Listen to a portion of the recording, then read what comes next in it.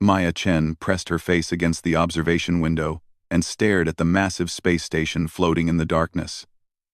Kepler Station looked like a giant metal flower, with 6 arms stretching out from a central hub. Each arm housed different sections: living quarters, classrooms, laboratories, and recreation areas.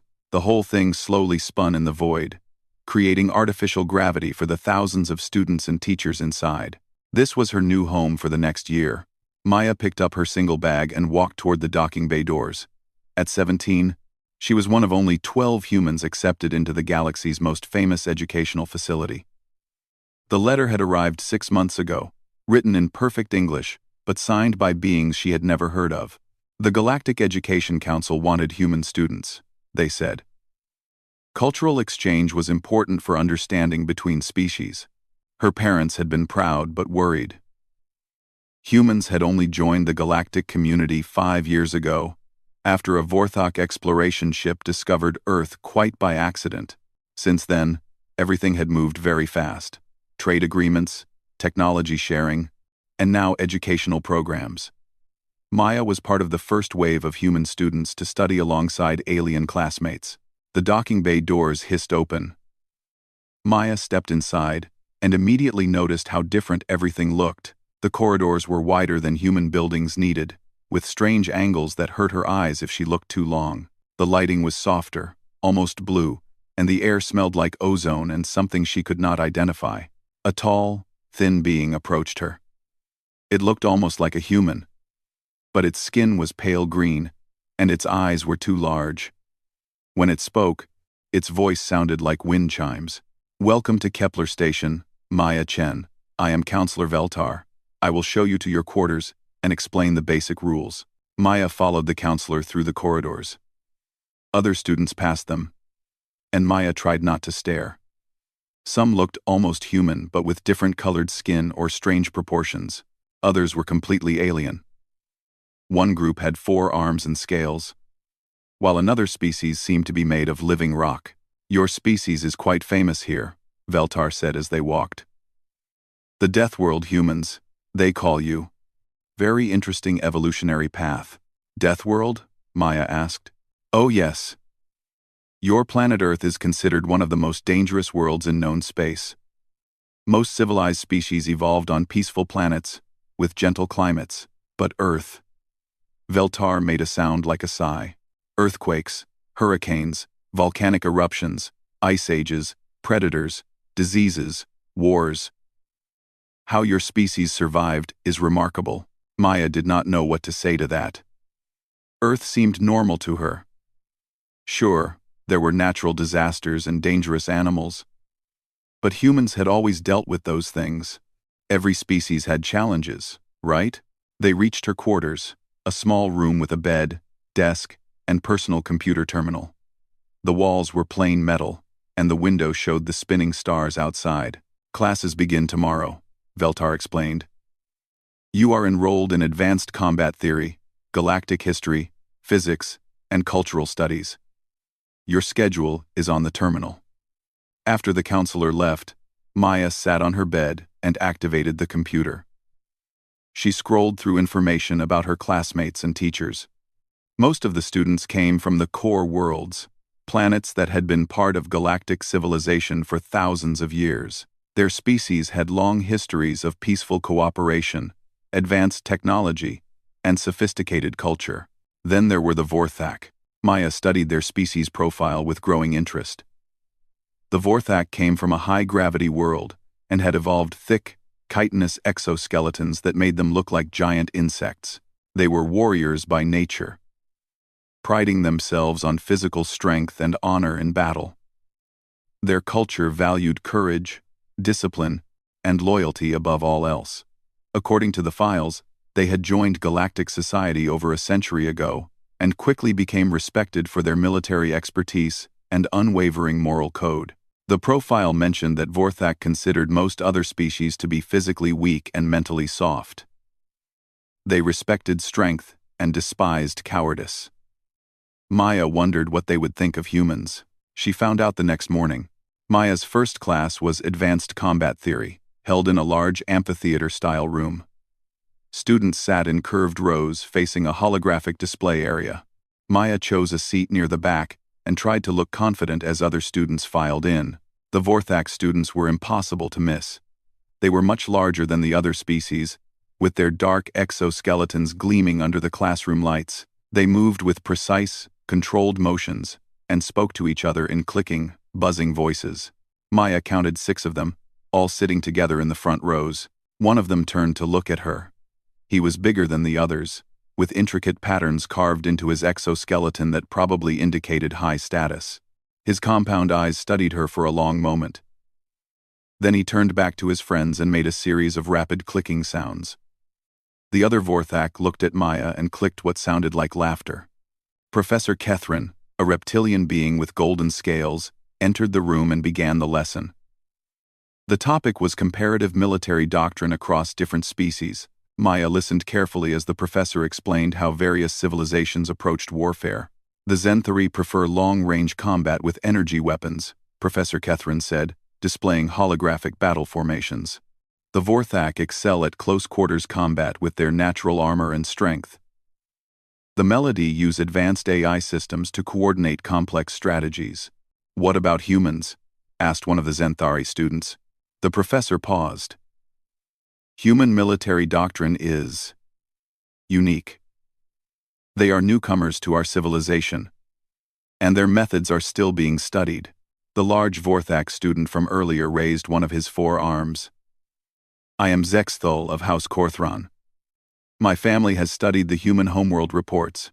Their so-called military history is nothing but random violence and destruction.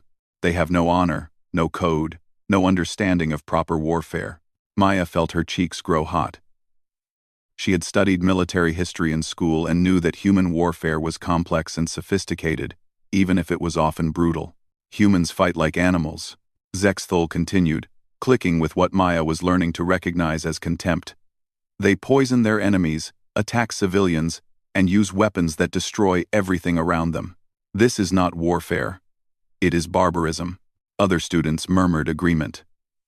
Maya realized that her species had a reputation problem. To these civilized aliens, humans looked like violent primitives who had somehow stumbled into space travel. The professor cleared his throat. "Perhaps we should reserve judgment until we know more about human military philosophy." But Maya could see the damage was done. The other students were looking at her with mixtures of curiosity and fear. Some seemed fascinated by the idea of studying alongside a barbaric species. Others looked like they wished she was not there at all. Zexthul turned to stare at her again, his compound eyes unblinking. This time, Maya stared back. She had dealt with bullies before, though never ones with natural armor and 4 arms. Class ended with an assignment to study historical battles and identify key strategic principles. As students filed out, Maya heard Zexthul speaking to his friends in rapid Vorthak. She could not understand the words, but the tone was clear. They were discussing her, and they were not impressed. Maya gathered her things and headed to her next class. This was going to be a very long year. The next few weeks at Kepler Station were harder than Maya had expected. She quickly learned that being the only human in most of her classes made her a constant center of attention. Some students were genuinely curious about Earth and asked endless questions about human culture, technology, and history. Others treated her like a dangerous animal that might attack at any moment. The worst were the students who simply ignored her existence, as if she was not intelligent enough to contribute to their discussions. Zexthul fell into the second category. The young Vorthak noble seemed to take personal offense at Maya's presence in advanced combat theory. Every time she spoke in class, he would click dismissively and make comments to his friends in their native language. Maya did not need to understand Vorthak to know he was mocking her. The tension came to a head during a group project assignment. Professor Kethrin divided the class into teams of 6 students each. Maya found herself grouped with Zexthul, 2 other Vorthak, a Zenthari named Sylven, and a rock-like being called Granite, who thinks slowly. Their assignment was to design a military strategy for defending a space station against enemy attack. The first team meeting did not go well. "We should focus on honor-based combat," Zexthul announced, his voice creating a steady buzz through his translator device. Meet the enemy in open battle. Warrior against warrior. This is the proper way to conduct warfare. Sylvain, the Zenthari, nodded agreement. Her reptilian features remained calm as she spoke. The Zenthari concur. Long-range precision strikes to disable enemy vessels while minimizing casualties. Clean, efficient, honorable. Maya listened to their discussion for several minutes before speaking up. What if the enemy does not fight honorably? What if they use suicide attacks, or target civilian areas? Or pretend to surrender and then attack? The entire group turned to stare at her. Zex Thul's compound eyes seemed to glow with anger. Honorable beings do not consider such tactics, he clicked. Only savage species would stoop to such levels of barbarism. But what if you are fighting savage species? Maya pressed. What if they do not care about your rules? What if they just want to win at any cost? Granite, who thinks slowly, rumbled in his deep, slow voice. Such beings would not survive long in civilized space. The Galactic Council would stop them. Maya shook her head. The Galactic Council only works if everyone agrees to follow the same rules. What happens when you meet someone who does not agree? Then we crush them with superior firepower and moral authority, Zexthul said flatly. Might makes right, but only when might is guided by honor. Maya opened her personal tablet and began sketching defensive positions. Okay. But what if they send small infiltration teams to disable our weapons from inside the station? What if they poison our air supply? What if they hack our computer systems and turn our own defenses against us? The silence stretched for long seconds. Finally, Sylvain spoke. These are disturbing thoughts. Where do humans learn such tactics? History class, Maya said simply. Human armies have used all these strategies at various times. They work. This is exactly what I mean. Zexthul buzzed, rising from his seat. Humans think like criminals and terrorists. You corrupt the very concept of warfare with your poison thoughts. Maya felt her temper rising. I am trying to help our team succeed. The assignment is to defend against enemy attack, not to feel good about ourselves. Better to lose with honor than win with shame. One of the other Vorthok clicked in agreement with Zexthul. That is easy to say when you are not the one dying, Maya shot back. Tell that to the families of everyone who gets killed because you were too proud to use effective tactics. Zexthul slammed one of his 4 fists on the table, creating a loud crack. Enough. Your species thinks death is worse than dishonor. This is why you are still primitives playing with stolen technology. Maya stood up slowly. She was much smaller than the Vorthak, but she met his compound eyes without flinching. My species survived on one of the most dangerous planets in the galaxy. We did not do it by being polite to things that wanted to kill us. Survived like animals, Zexthul spat.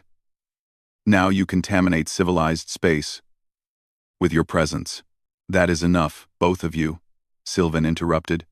We have work to do, but the damage was done. The group spent the rest of the meeting in tense silence, with Zexthul and his friends developing their honor-based strategy, while Maya worked alone on contingency plans for unconventional attacks. 2 days later, the teams presented their strategies to the class. Zexthul's group went first, displaying an elegant formation of defensive ships arranged in ceremonial battle lines. Their plan emphasized courage, sacrifice, and glorious combat between matched opponents. Professor Kethrin nodded approvingly. An excellent display of traditional Vorthak military principles. Honor and strength combined with tactical sophistication. When Maya's turn came to present her additional suggestions, the classroom atmosphere changed dramatically. She had prepared detailed scenarios for asymmetric warfare, psychological operations, and what humans called fighting dirty. The enemy might use civilian ships to hide their attack vessels, Maya explained, highlighting her diagrams. They might send false surrender signals to get close to our defenses. They might release biological agents into our air recycling systems. They might hack our communications and give false orders to our defenders. As she spoke, Maya noticed the other students growing more and more uncomfortable. Some looked disgusted. Others seemed frightened, as if she was describing genuine plans to attack them. These tactics violate every principle of civilized warfare. Zexthal interrupted. No honorable being would consider such strategies. Honorable beings might not consider them, Maya replied. But dishonorable beings definitely will. And if we are not prepared for dishonorable tactics, we will lose to dishonorable enemies. Professor Kethrin cleared his throat. While Miss Chen's scenarios are creative, we must remember that the galaxy is governed by the warfare convention of Artulis Prime. All civilized species have agreed to certain limitations on military conduct. What about uncivilized species? Maya asked. What happens when we meet beings who never signed the convention? The professor paused. The Galactic Defense Force would handle such situations according to established protocols. Maya wanted to ask what happened if the Galactic Defense Force lost, but she could see that her classmates were already upset enough. She finished her presentation quickly and sat down to uncomfortable silence. After class, Maya overheard Zexthul talking to a group of students from other species. You see what I mean about humans, he was saying. They think like predators, not civilized beings. Their minds are filled with violence and treachery. How can we trust a species that considers honor to be weakness? But what if she is right? Asked a small, furry student Maya recognized from galactic history. What if we do meet enemies who fight without honor? Then we will defeat them with superior courage and moral authority, Zexthal replied. Right always triumphs over might when guided by noble purpose. Maya walked past them toward her next class. She was starting to understand why humans had been invited to join galactic civilization. It was not because the other species wanted to learn from humanity's wisdom or culture. It was because humanity scared them. These aliens had spent thousands of years developing a civilization based on rules, honor, and mutual respect. Their wars were formal affairs conducted according to strict codes. Their criminals were polite lawbreakers who accepted punishment when caught. Their military strategies assumed that enemies would fight fair and surrender when defeated. Maya realized that the galaxy had never faced a truly hostile force, one that played by different rules or no rules at all. The aliens were like sword fighters who had only ever faced other sword fighters. They would not know what to do against someone who brought a gun to a knife fight, but humans would know.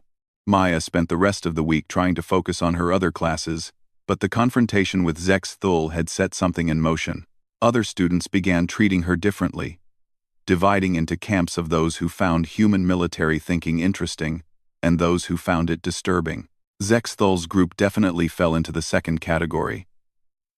They began making comments about Death World savages and questioning whether humans belonged in civilized educational institutions.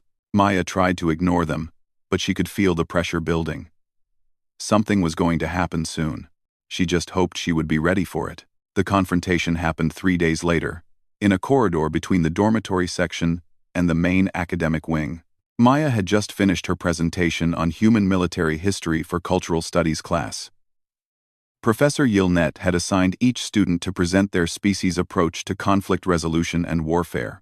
Maya had tried to keep her presentation balanced, explaining both the destructive and protective aspects of human military development. She talked about how wars had driven technological advancement, but also how humans had developed international laws to limit civilian casualties. She explained guerrilla warfare tactics, but also peace treaties and diplomatic solutions. She described nuclear weapons, but also nuclear deterrence theory that had prevented their use for decades.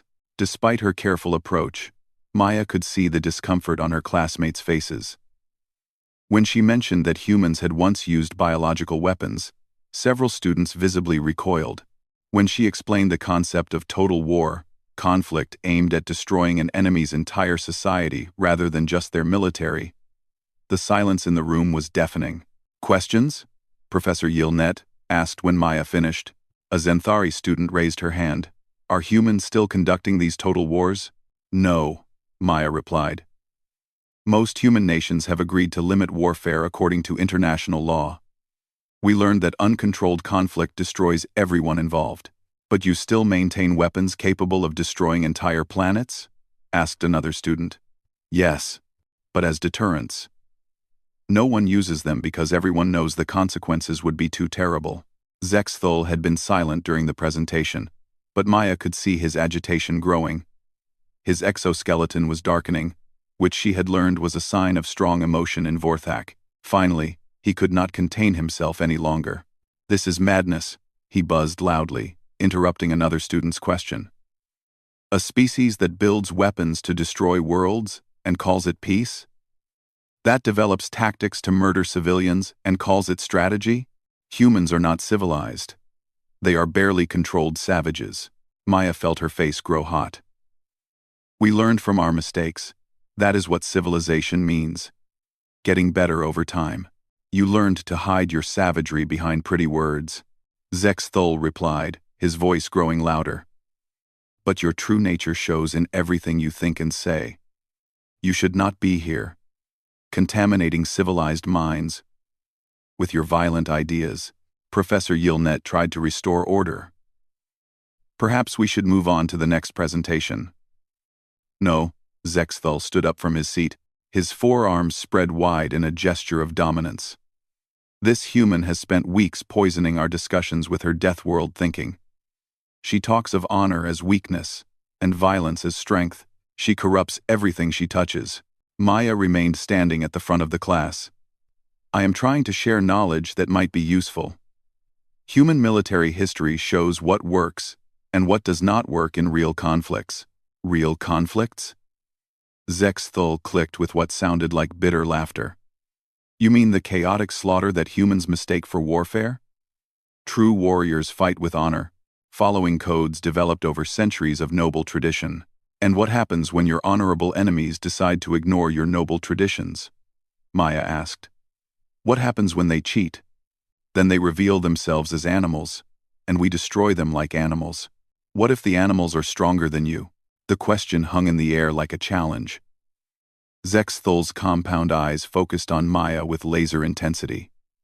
The rest of the class watched in nervous silence.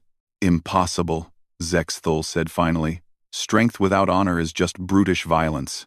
It cannot stand against true warriors guided by righteous purpose. Maya shook her head. History is full of righteous warriors who lost to brutal enemies. Good intentions do not stop bullets. Perhaps, Professor Yilnet said quickly, we should continue this discussion after class. But Zexthul was already walking toward the front of the room, his footsteps heavy on the metal floor. Maya could see other students backing away from his path. The young Vorthak noble was radiating anger and frustration. You represent everything wrong with your species, he said, stopping just in front of Maya. Even though she was standing on the raised platform at the front of the class, Zexthul was still taller than her.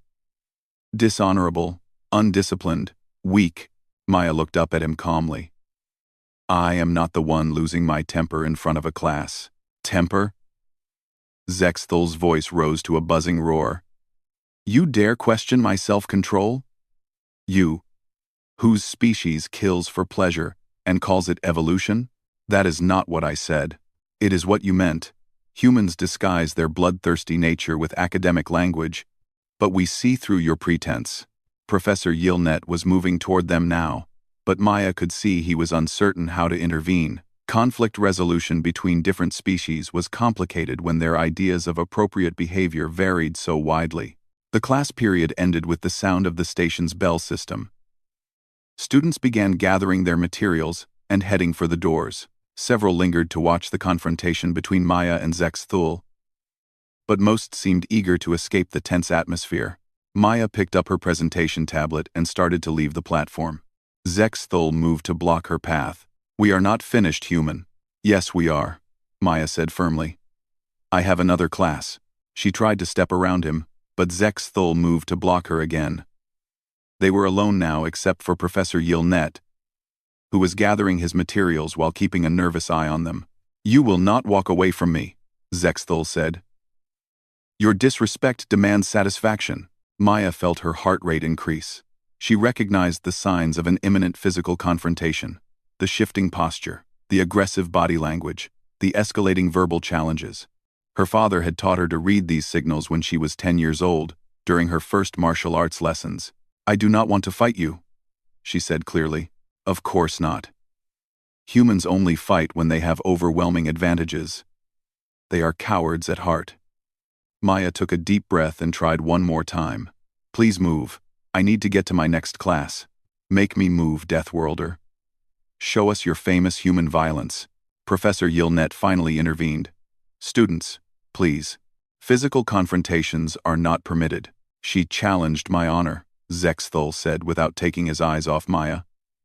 "Vorthok tradition demands satisfaction." "This is not a Vorthak ship," Maya said.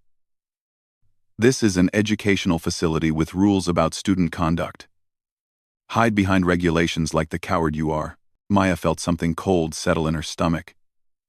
This was going to escalate no matter what she said or did. Zexthul needed to dominate her in front of witnesses to restore his sense of honor. Walking away would only make him more aggressive. She set her tablet down on the platform and faced him squarely. "Professor Yilnet, please call station security." "Calling for help already?" Zexthul clicked with satisfaction. "Typical human behavior." "I am giving you one last chance to walk away," Maya said. "Or what? You will hurt me with your soft mammal hands?" Maya noticed that Zexthul's friends had appeared in the doorway. 3 other young Vorthak watched with anticipation, clicking encouragement to their leader. Word was spreading through the student population. There was going to be a fight between the human and the Vorthak noble. Maya calculated distances and angles. Zexthul was bigger, stronger, and had natural armor. But she was faster and more flexible. More importantly, she had trained for situations exactly like this since childhood. "Last warning," she said. Zexthul reached out with one of his primary arms, intending to grab Maya by the front of her uniform and lift her off the ground. It was a traditional Vorthak dominance display, showing superior strength by physically controlling an opponent without causing serious harm. What happened next lasted less than 3 seconds. Maya's response was immediate and devastating. Years of martial arts training, countless hours of practice, and generations of human evolution combined in a burst of precisely controlled violence.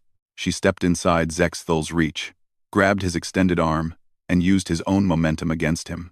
Her elbow strike hit the joint where his arm connected to his torso, a weak point in Vorthak anatomy that she had studied in her xenobiology classes. The impact sent shockwaves through his exoskeleton. As Zexthul stumbled forward, Maya's knee came up to meet his descending head. The sound of chitin cracking echoed through the classroom. Zexthul collapsed to the floor, his feeding apparatus shattered and leaking fluid. He tried to speak, but only managed wet clicking sounds. Maya stood over him, breathing hard, but in complete control. Professor Yilnet was shouting into his communication device. The 3 Vorthak students in the doorway stared in shock at their fallen leader. "I warned you," Maya said quietly. Then the emergency medical team arrived, and everything became chaos. Maya sat in the small holding room, staring at her hands. They looked completely normal. Just human hands. Nothing special about them, but those hands had put Zexthul in the medical bay with injuries that required reconstructive surgery. The holding room was designed for student disciplinary matters, not criminal investigations. Soft lighting, comfortable chairs, and walls painted in calming colors.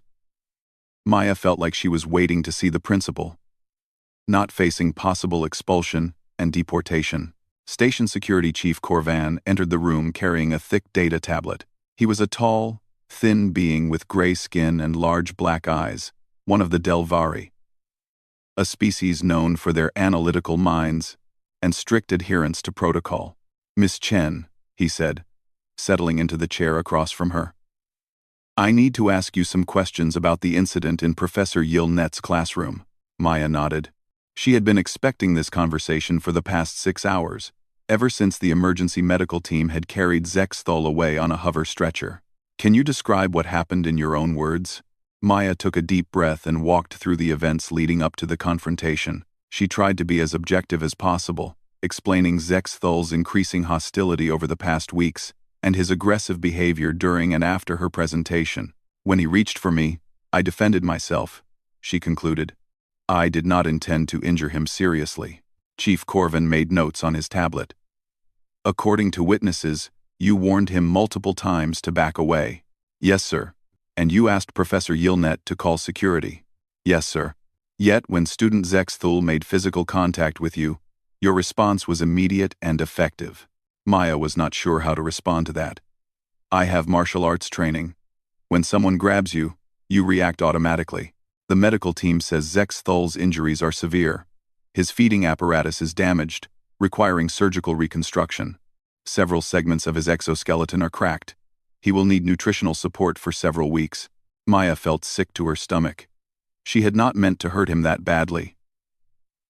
Is he going to be okay? He will recover. But it will take time. The question is, whether your actions were justified, self-defense, or excessive force. He was twice my size and had natural armor. I did what I thought was necessary to stop him. Chief Corvan studied her carefully. Human combat training is not well understood by station authorities. Can you explain your capabilities? Maya was not sure how to answer that question without making things worse. Humans learn to defend themselves. My father taught me martial arts when I was young.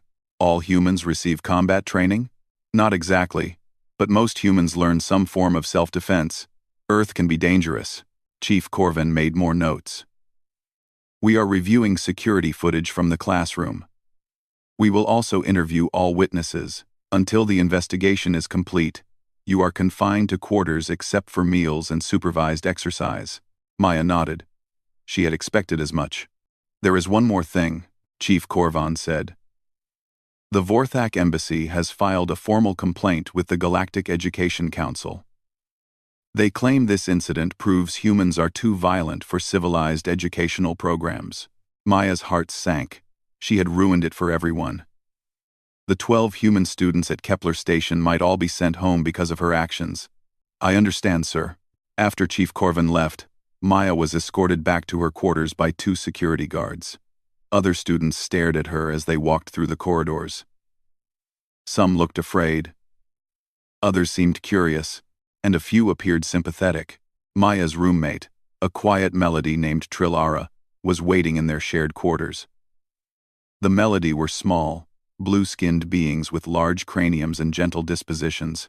Trilara had been one of the few students who treated Maya with consistent kindness. Are you all right? Trilara asked, her voice like soft music. Physically, yes. Emotionally, I feel terrible about hurting Zexthul. He attacked you first. Everyone saw it. Maya sat heavily on her bed. It does not matter. He is in the medical bay eating through tubes, and I am probably going to be expelled. Trilara was quiet for a moment. Can I ask you something personal? Sure. Were you really trying to hurt him that badly, or was that your normal defensive response? Maya thought about the question carefully. I was trying to stop him from grabbing me. In human martial arts, you learn to disable an attacker quickly and completely. Half measures can get you killed, but you pulled your strikes, did you not? Maya looked at her roommate in surprise. How did you know that? I watched the security footage. My species has very good eyesight and reflexes. I could see you holding back at the last instant. If I had not held back, Maya did not want to finish that thought. Zexthul would be dead, Trilara said quietly. Humans are much more dangerous than they appear. Over the next 2 days, Maya remained confined to quarters, while the investigation continued. Trilara brought news from her classes and the general student population. The incident had divided the station into factions. Some students believed Maya had acted in justified self-defense, while others agreed with the Vorthak position that humans were too violent for civilized society. On the 3rd day, Maya received an unexpected visitor. Counselor Veltar entered her quarters carrying another data tablet and wearing an expression she could not read. Miss Chen, I have news about the investigation. Maya braced herself for expulsion orders. The security footage clearly shows that student Zexthul initiated physical contact without provocation. Your warnings were recorded and documented. Chief Corvin has concluded that your response, while severe, was proportional to the perceived threat given your species' evolutionary background. Maya felt a wave of relief. So I am not being expelled? The situation is more complicated than that. Veltar sat down across from her. The Vorthak embassy is demanding your removal, but other species representatives are supporting your right to remain. The matter has been elevated to the Galactic Education Council for final determination. What does that mean for me? It means you wait while bureaucrats argue about human nature and interspecies relations. Veltar paused. But there is something else you should know. This incident has attracted attention from very high levels of galactic government. High levels? The Galactic Defense Force has requested a copy of the security footage and all related medical reports. They are very interested in human combat capabilities. Maya frowned. Why would the military care about a student fight? Veltar was quiet for a long moment. Miss Chen, can I speak to you off the record? I guess so. Your species' admission to galactic civilization was not entirely motivated by cultural exchange or academic curiosity. Maya felt a chill run down her spine. What do you mean? There are threats in the galaxy that most civilian populations do not know about. Hostile forces that do not follow civilized rules of engagement. Forces that our traditional military doctrines have proven inadequate to address. Are you saying the galaxy is at war? Not yet. But intelligence reports suggest that may change soon. When it does, the galaxy will need soldiers who think differently than our current military leadership. Maya stared at the counselor. Soldiers who fight like humans. Soldiers who fight to win, regardless of honor codes or traditional limitations. The full implications hit Maya like a physical blow. Humans had not been invited to join galactic civilization as equals. They had been recruited as potential weapons. How many people know about this? Very few. The civilian populations believe in the cultural exchange program. Even most human students and their families are unaware of the underlying strategic considerations. But the governments know? Some of them. The decision was made at the highest levels of galactic security. Maya felt angry and manipulated. So we are not students. We are test subjects. You are both. The education is real, and the cultural exchange has value, but you are also being evaluated for potential military applications. And my fight with Zexthul has provided very valuable data about human combat effectiveness in real-world situations. Maya stood up and walked to the window, looking out at the spinning stars. What happens now? That depends on several factors. The investigation results, the political negotiations, and most importantly, whether the intelligence reports about incoming threats prove accurate. Veltar stood to leave. Miss Chen. Regardless of the larger political situation, you should know that your actions were justified. Student Zexthul initiated an assault, and you defended yourself. No one has the right to attack you, regardless of their species or cultural background. After the counselor left, Maya sat alone with her thoughts. She had come to Kepler Station believing she was part of a grand cultural exchange, a bridge between humanity and the stars. Instead, she was apparently a prototype weapon being evaluated for mass production. But the more she thought about it, the more she realized it might not be entirely bad. If there really were hostile forces threatening the galaxy, and if human military thinking could help protect innocent people, maybe being a weapon was not such a terrible thing. The question was whether the galaxy was ready to learn what humans had discovered over thousands of years of warfare. Sometimes, to protect what you love, you have to be willing to destroy what threatens it. Maya had a feeling they were about to find out. The revelation came 5 days later, during what Maya thought would be a routine meeting with the Galactic Education Council's representatives. Maya sat in the council chamber facing a semicircle of beings from different species. Counselor Veltar had warned her that this was not just about her individual case anymore. The discussion had expanded to include humanity's entire role in galactic civilization. Admiral Thexeron of the Galactic Defense Force stood at the front of the chamber. He was a massive being, even by Vorthak standards, with battle scars marking his dark exoskeleton. Unlike Zexthul, this Vorthak radiated competence and controlled authority, rather than youthful arrogance. Miss Chen, Admiral Thexeron began, his translator rendering his clicks into clear speech. What I am about to tell you is classified at the highest levels of galactic security. You are being briefed because recent events have accelerated certain strategic timelines. Maya nodded, trying to look more confident than she felt. 3 months ago, long-range sensors detected an approaching fleet of unknown origin. They are not responding to any communication attempts, and their technology appears to be significantly advanced compared to current galactic standards. A holographic display activated, showing star charts with moving points of light. Maya could see a formation of contacts moving steadily toward the inhabited regions of the galaxy. Initial attempts at peaceful contact failed. Our diplomatic ships were destroyed without warning. Automated probes sent to gather intelligence were either destroyed or disappeared entirely. The display shifted to show tactical analyses and projected fleet movements. 2 weeks ago, the unknown fleet encountered a border patrol from the Zenthari Republic. The engagement lasted 4 minutes. 12 Zenthari cruisers and their escort fighters were completely eliminated with no apparent damage to the enemy force. Maya felt her stomach tighten. She had friends from the Zenthari Republic in her classes. Admiral Thexron continued. The enemy fleet uses tactics that violate every principle of civilized warfare. They target civilian populations, use weapons of mass destruction without warning, and show no interest in negotiation or surrender terms. How long before they reach the core worlds? Maya asked. At their current rate of advance, approximately 8 months. The chamber fell silent. 8 months to prepare for an enemy that had already proven capable of destroying fleets.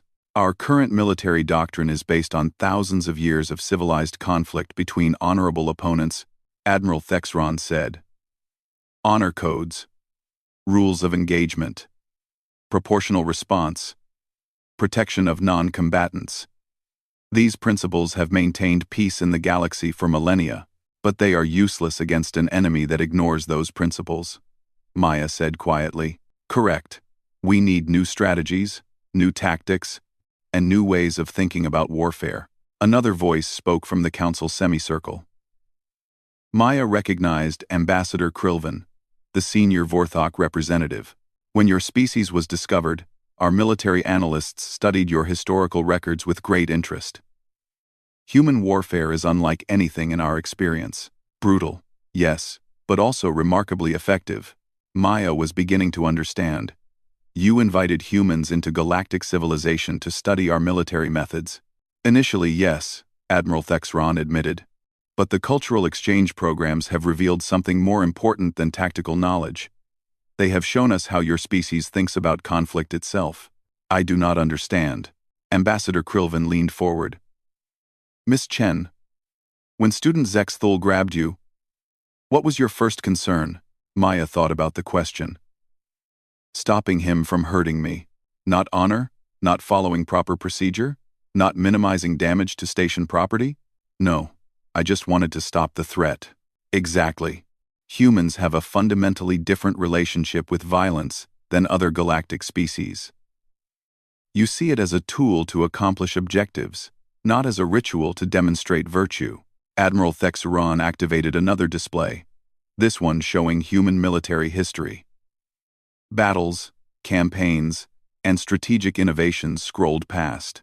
Your species has survived thousands of years of warfare against enemies who wanted to completely destroy you. You have developed tactics for fighting opponents who are stronger, faster, more numerous, or better equipped. Most importantly, you have learned to win ugly. Maya felt uncomfortable with the direction of the conversation. Humans have also learned the costs of uncontrolled warfare. That is why we developed international law and rules of war. But you developed those rules after learning to fight without them, Ambassador Krilvin pointed out. When your survival was at stake, humans were willing to use any method that worked.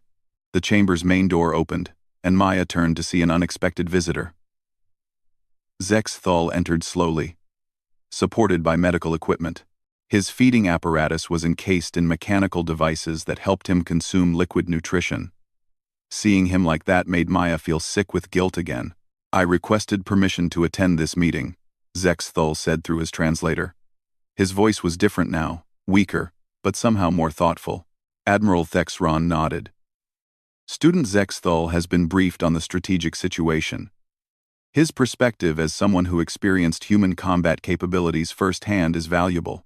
Zexthul made his way to an empty seat near the front of the chamber. Maya could see other students gathering in the observation gallery. Word had spread that something important was happening. "Miss Chen," Zexthul said, looking directly at her, "I owe you an apology. And an explanation." Maya stared at him in surprise. "You do not owe me anything. I hurt you. You defended yourself against my attack. I initiated an assault based on arrogance and prejudice." Zexthul paused, gathering strength to continue. "But more than that, I fundamentally misunderstood what I was seeing." "What do you mean?" "I thought human military thinking was primitive because it seemed chaotic and dishonored, but I was evaluating it against the wrong standards." Admiral Thexron activated a new display showing recent battle footage from the encounters with the unknown fleet. "Watch carefully," he said. The footage was disturbing. Maya saw Zenthari ships attempting to maintain formation while under attack, following their tactical doctrine even as they were systematically destroyed. The enemy ships ignored all conventional patterns, striking from unexpected angles, and using weapons that seemed designed to cause maximum psychological impact. "Our forces fought bravely and honorably," Admiral Thexron said. "They followed every principle of civilized warfare. And they died without inflicting any meaningful damage on the enemy." Zexthul spoke again, his voice gaining strength. "If those had been human ships, what would they have done differently?" Maya studied the tactical display. "They would not have maintained formation after the first attacks. Human ships would have scattered, used terrain to break up enemy formations, targeted command vessels even if it meant ignoring military honor codes. They would have retreated when outmatched and regrouped for guerrilla attacks. They would have fought to win instead of fighting to maintain honor," Zexthul said. "This is what I failed to understand." Ambassador Krilvin stood up. "The Galactic Education Council has reached a decision. All human students will be offered advanced placement in strategic studies programs. More importantly, we are requesting that Earth's government send military advisors to help redesign our defensive strategies." Maya felt the weight of the moment. "You want humans to teach the galaxy how to fight dirty. We want humans to teach the galaxy how to survive," Admiral Thexron corrected. "There is a difference. What about the other students? Many of them are still afraid of human violence." Zexthul answered that question. "Fear can be overcome with understanding. I was afraid because I thought human aggression was uncontrolled savagery. Now I understand it is controlled application of necessary force." Admiral Thexron addressed the entire chamber. "Starting tomorrow, Miss Chen will begin teaching a new course.